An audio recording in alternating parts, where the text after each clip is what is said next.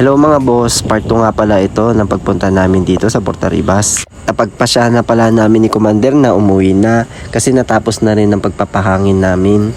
Dito sinabihan ko muna si Commander na may dadaanan kami kasi bigla akong nag-crave sa dried dilis. Kung mapapansin nyo nga mga boss ay kaliwat kanan dito yung mga tindahan ng mga tinapa at mga dried product. Kung kayo may pagkakataon pumunta dito sa Bataan at mga pamasyal, huwag nyo kakalimutan dayuhin ng Portaribas.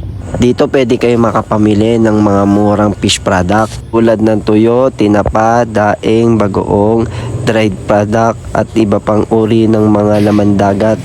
Dito busy pa nga pala si nanay na magbenta sa ibang customer.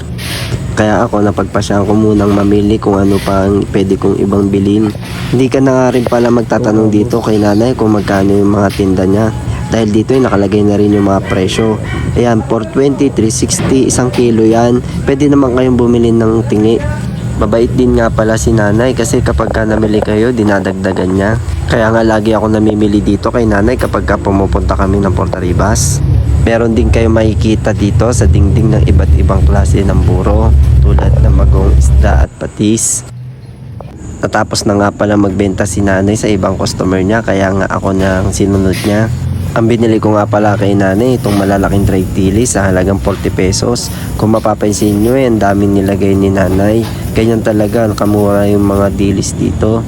Kung doon kayo bibili sa public market ng Balangay, napakamahal. Dindihan ko naman kasi may binabayaran kasi silang pwesto. Ito ay nakauwi na nga pala kami at nakita ko si Mr. Engineer na nag-iihaw. Mr. Engineer. Wala, pangit yung baboy ni Papa. Bakit? Ayaw ano. Ba't ganyan?